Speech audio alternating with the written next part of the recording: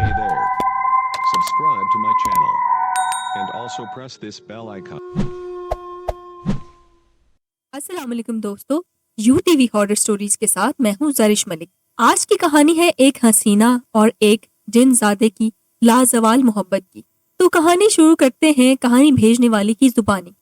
ये कहानी भेजी है महक अली ने, जो इस वक्त कराची में रहती हैं। मैं उन दिनों जॉब के सिलसिले में तुर्की के शहर इस्तांबुल गई हुई थी। मेरे लिए वहाँ सब कुछ नया था। कल्चर और जुबान मुख्तलिफ होने की वजह से मेरी किसी से ज्यादा दोस्ती भी नहीं थी। मैं सारा दिन ऑफिस में काम करती और वापस आकर जिस फ्लैट में मैं रिहाइश पजीर थी वहां आ जाती, खाना भी खुद ही बनाती, कुछ देर टीवी देखती और फिर सो जाती। सब कुछ बहुत बोरिंग हो रहा था। मेरा यहाँ दिल नहीं लग रहा था। मैं चाहती थी कि मैं वापस पाकिस्तान चली जाऊं। मैंने अपने कुछ कोलीग से भी अपनी बोरियत का जिक्र किया। ये सुनकर उन्होंने घूमने फिरने का प्लान बना लिया। हम सब छुट्टी वाले दिन सुबह ही सुबह तैयार होकर निकल गए। लेकिन अजीब सी बात थी कि उन लोगों में मेरा दिल लग ही नहीं रहा था। हालांकि हम लोग बहुत खूबसूरत लोकेशन पर आए हुए थे, लेकिन फिर भी मेरा उनसे बात करने का दिल नहीं कर रहा था। मैं नदी किनारे अकेली बैठी थी। अचानक मेरी सामने एक बेंच पर बैठे लड़के पर नजर पड़ी। वो भी मुझे ही देखता जा रहा था। मुझे लगा कि ये भी कोई परदेसी है जो अकेला बैठा हुआ है, लेकिन देखने में तो वो तुर्की का ही लग रहा था। उसका लिबास, उसकी आंखें, उसका रंग रूप तो वहीं का था, लेकिन फिर वो सबसे अकेला क्यों बैठा था? मैं अभी ये सोच ही रही थी कि वो खुद ही चलकर मेरे पास आ गया।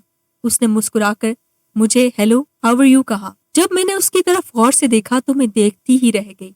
उसकी खूबसूरत आंखों की चमक, उसकी हैंडसम पर्सनैलिटी, जैसे वो एक शहजादा हो। मैं हैरान थी कि वो इतने लोगों में मेरे पास ही क्यों आया था। मैंने झट से बोला I am fine, what about you. जब उसने कहा कि मैं आपके पास बैठ सकता हूँ तो मुझे बहुत हैरानी हुई कि ये तो उर्दू भी बोल सकता है। मैंने कहा जरूर, क्यों नहीं। फिर हमारे दरमियान में बातें होने लगी। उसने बताया कि उसने कई मुल्कों की जुबानें सीख रखी हैं। मुझे उससे बात करके बहुत अच्छा लगा। मैं उसके साथ बहुत कंफर्टेबल थी, जैसे हम लोग बरसों से एक दूसरे को जानते। इस दौरान उसने मेरी खूबसूरती की भी तारीफ की, जो कि यहाँ पहली मर्तबा हुआ था। मैंने उसको अपने फ्लैट पर इनवाइट किया। उसने मेरा फोन नंबर और एड्रेस भी लिया, लेकिन अजीब बात ये थी कि उसने मुझे फोन नहीं किया, बल्कि अगले रोज जब मैं ऑफिस से निकली कि वो मेरे ऑफिस के बाहर मेरी गाड़ी के पास खड़ा था। मुझे ये समझ नहीं आ रहा था कि इसने मेरे ऑफिस का एड्रेस कैसे लिया। फिर मैंने सोचा कि इतने सारे लोग थे, शायद किसी से पूछ लिया हो। बहरहाल मैं उसके वहां आने से बहुत खुश थी। उसने मुझे बहुत अच्छे तरीके से ग्रीट किया और हम लोग कॉफी पीने चले गए। उसने कहा कि मुझे ड्राइविंग से कुछ घबराहट होती है, जब भी हमने कहीं जाना हो तुम ही ड्राइव कर लिया करो।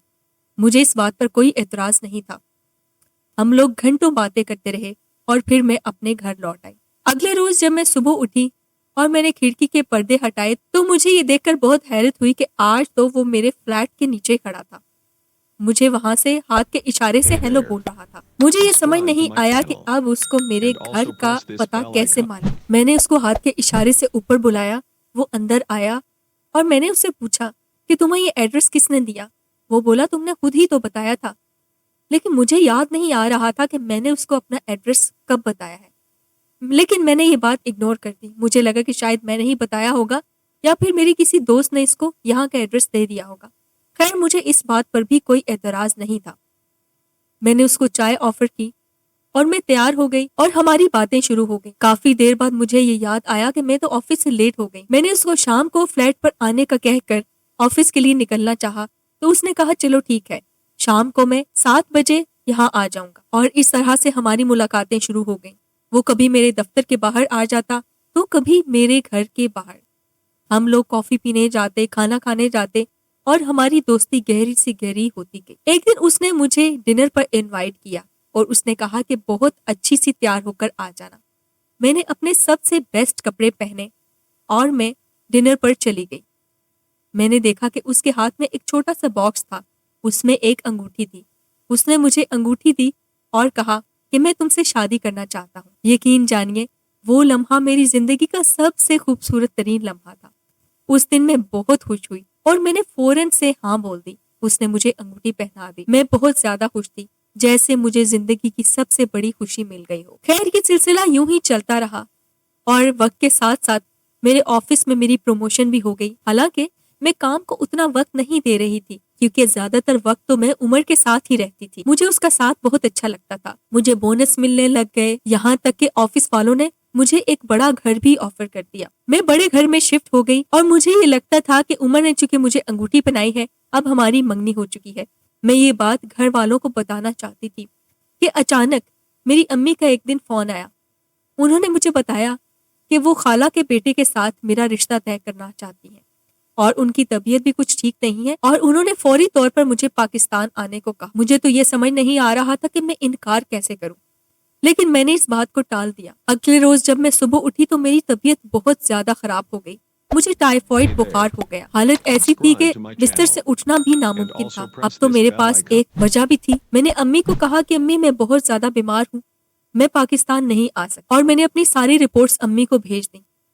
امی کو میری بہت فکر ہوئی. انہوں نے کہا کہ نہیں بیٹا، جب تک تمہاری طبیعت ٹھیک نہیں ہوتی یہاں آنے کی کوئی ضرورت نہیں. اسی طرح یکے بعد دیگرے جب بھی میرے گھر والے مجھے پاکستان بلاتے، کوئی نہ کوئی ایسا مسئلہ آ جاتا کہ میں پاکستان نہیں جا سکتی. وقت یوں ہی گزرتا رہا. مجھے میری نوکری میں بہت فائدہ ہونے لگا. دن بدن میری ترقی ہوتی گئی اور عمر کے ساتھ میرے تعلقات بھی مزید مضبوط ہوتے گئے. اب ہم لوگ شادی کرنے کا سوچ رہے تھے. میں چاہتی تھی کہ یہ بات جلد سے جلد اپنی امی کو بتا دوں، لیکن ہماری فیملی ایسی تھی کہ فون پر ایسی بات کرنا ممکن نہیں تھا. میں سوچ رہی تھی کہ جب پاکستان جاؤں گی تو عمر کو ساتھ ہی لے جاؤں گی، لیکن جب بھی میں عمر کو پاکستان لے جانے کی بات کرتی، عمر ہمیشہ ہی منع کر دیتا. وہ کہتا کہ مجھے ترکی سے باہر جانا الاؤڈ نہیں ہے، اور جب میں اس کے بارے میں پوچھتی کہ تمہیں باہر جانے سے کون منع کرتا ہے تو وہ ہمیشہ ٹال دیتا. اس نے مجھے کبھی اپنے ماں باپ کے بارے میں بھی نہیں بتایا اور نہ ہی اپنے خاندان کے بارے میں کوئی زیادہ بات کی تھی. وہ جب بھی آتا میرے اور اس کے بارے میں ہی بات ہوتی. ایک دن میں نے سوچا کہ ترکی میں آئے ہوئے کافی وقت ہو گیا ہے اور اب میں بڑے گھر میں بھی شفٹ ہو گئی ہوں، تو کیوں نہ گھر میں ایک پارٹی رکھی جائے. میں نے عمر سے کہا کہ ہم پڑوس کے لوگوں کو بلاتے ہیں اور گھر میں ایک پارٹی رکھتے ہیں، تو عمر نے اس بات سے صاف ہی انکار کر دیا. پتہ نہیں کیا مسئلہ تھا کہ وہ کسی کو گھر آنے دینا نہیں چاہتا تھا. اسی دوران آتے جاتے پڑوس میں ایک لڑکی سے میری ملاقات ہوئی. وہ کافی اچھے اخلاق کی تھی. میں نے اس سے کہا کہ میں گھر پہ ایک پارٹی رکھنا چاہتی ہوں، کیا اس میں تم میری مدد کرو گی؟ مجھے لگا کہ جب میں گھر میں پارٹی رکھ لوں گی تو پھر عمر کو کوئی اعتراض نہیں ہوگا. وہ لڑکی مان گئی اور میری دوست بن گئی. میں چپکے سے پارٹی کا پلان کر ہی رہی تھی کہ پاکستان سے فون آیا. فون پر میری امی تھی. وہ بتا رہی تھی کہ خالہ کی ڈیتھ ہو گئی ہے اور مجھے فوراً پاکستان پہنچنا ہے. اب وہ وقت تھا کہ میں رک نہیں سکتی تھی کیونکہ خاندان میں طرح طرح کی باتیں ہوتی اور سب مجھے بہت برا بھلا کہتے کہ ترکی جا کر سب رشتوں کو بھول گئی ہے. اس وجہ سے میرا پاکستان جانا بہت زیادہ ضروری تھا. میں نے عمر کو بتایا تو عمر نے صاف منع کر دیا کہ پاکستان بالکل بھی نہیں جانا، نہ میں جاؤں گا اور نہ ہی تم جاؤ گے. ہماری اس بات پر بحث ہوئی اور بہت بڑا جھگڑا ہوا. عمر غصے میں نکل گیا اور رات بھر گھر نہیں آیا. میں اسی پریشانی میں سو گئی. رات کا پہر تھا. اچانک میری آنکھ کھلی جیسے کچن میں نل کا کھلا ہوا ہو. میں گئی تو واقعی کچن میں پانی بہ رہا تھا.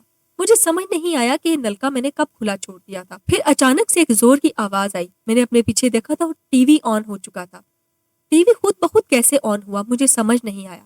خیر میں نے ٹی وی کا ریموٹ لیا اور سوئچ آف کر دیا. میں واپس آ کر اپنے بستر پر لیٹ گئی. میری ہلکی سی آنکھ لگی ہی تھی کہ اچانک سے مجھے اپنے اوپر بہت زیادہ بوجھ محسوس ہوا. میں جھٹکے سے اٹھنا چاہتی تھی لیکن وہ بوجھ مجھے اٹھنے ہی نہیں دے رہا تھا. بجلی کڑکی اور ہلکی سی روشنی میں نے دیکھا کہ یہ تو عمر تھا.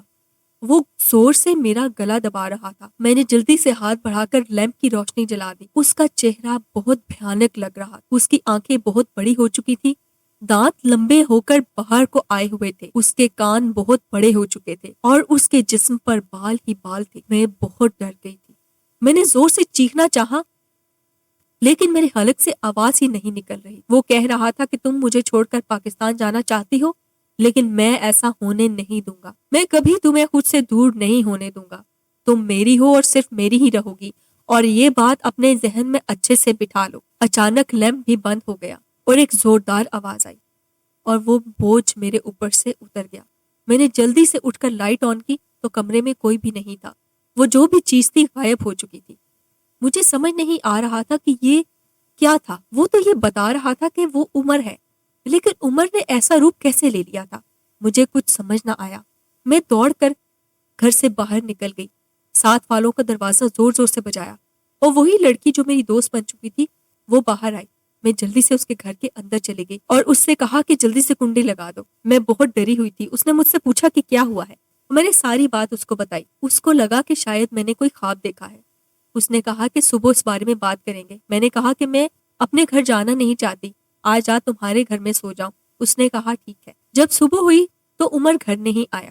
اس نے مجھے کہا کہ اس کو فون کرو، لیکن ایک عجیب بات تھی جو مجھے اس وقت یاد آئی کہ میرے پاس تو عمر کا فون نمبر ہی نہیں ہے اور Subscribe to کبھی my اس نے مجھے channel فون کیا ہی and نہیں، also press نہ this میں نے اس bell سے icon. فون نمبر مانگا۔ لیکن میں نے اس سے فون نمبر کیوں نہیں مانگا؟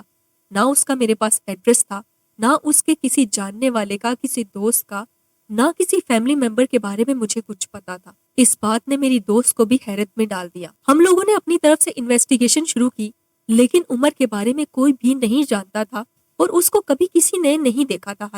حالانکہ وہ مجھ سے روز ملنے آتا تھا، لیکن میری اس دوست نے بھی کبھی عمر کو نہیں دیکھا تھا۔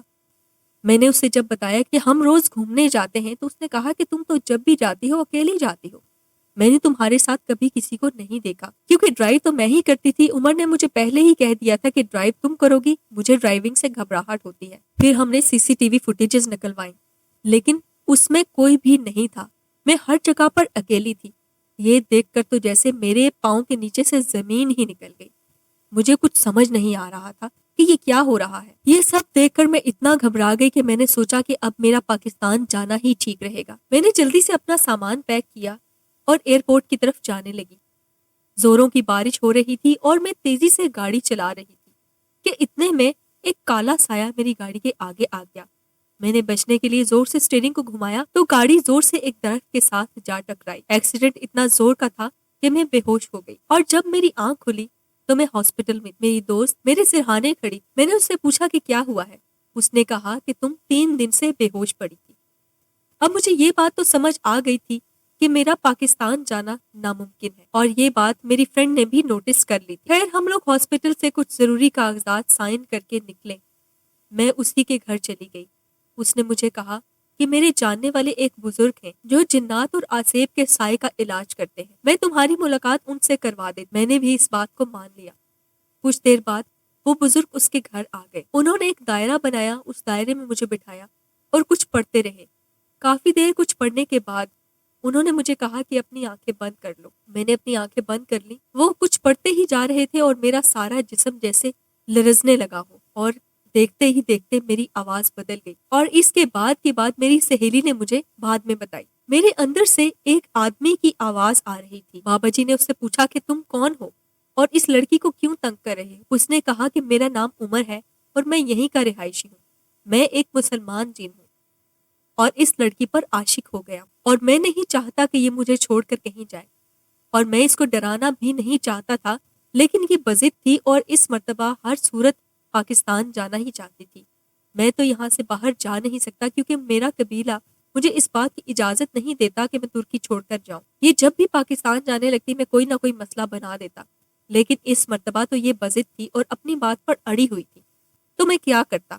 مجھے اس کو ڈرانا پڑا۔ بابا جی نے کہا کہ تم اس کو زبردستی یہاں روک کر نہیں رکھ سکتے، اور ویسے بھی ایک جن زادے کی ایک انسان سے شادی نہیں ہو سکتی۔ تمہیں اپنی برادری میں کوئی اپنی ہمزاد ڈھونڈنی چاہیے۔ لیکن وہ جانے پر بالکل بھی آمادہ نہیں ہو رہا۔ اس کے بعد بابا جی نے سختی کرنا شروع کی اور کلام پڑھتے رہے۔ وہ زور سے چیخ رہا تھا، چلا رہا تھا۔ آخر کار اس نے جانے کا وعدہ کیا۔ Hey there. جب وہ میرے جسم Subscribe سے to my نکلا تو channel میں گر کر بے ہوش and ہو also گئی، press اور this جب میری bell آنکھ icon. کھلی تو میں صوفے پر لیٹی ہوئی تھی۔ میری دوست نے مجھے سارا قصہ بتایا اور اس نے کہا کہ وہ چلا گیا ہے۔ بابا جی بھی میرے سرہانے کھڑے تھے۔ انہوں نے مجھے بتایا کہ یہ ایک جن زادہ تھا جو تم پر عاشق ہو گیا تھا، اسی لیے اس کا کوئی فون نمبر نہیں تھا، کوئی ایڈریس نہیں تھا، وہ صرف تمہیں نظر آتا تھا کیونکہ وہ صرف تم سے ملنا چاہتا تھا، اور وہ تم سے شادی کرنا چاہتا تھا، تمہیں اپنے علاقے میں لے جانا چاہتا تھا۔ شکر کرو کہ تمہاری جان بچ گئی ہے۔ میں نے یہ سب سن کر اللہ کا شکر ادا کیا۔ یہ سب سن کر تو میرے رونگٹے ہی کھڑے ہو گئے، اور میں حیران تھی کہ اتنے دن جس سے میں ملتی رہی اور اتنا اچھا تعلق جس سے میرا تھا، وہ ایک جن تھا اور مجھے پتا بھی نہیں چلا۔ میں نے خدا کا شکر کیا کہ میرا اس سے پیچھا چھوٹ گیا۔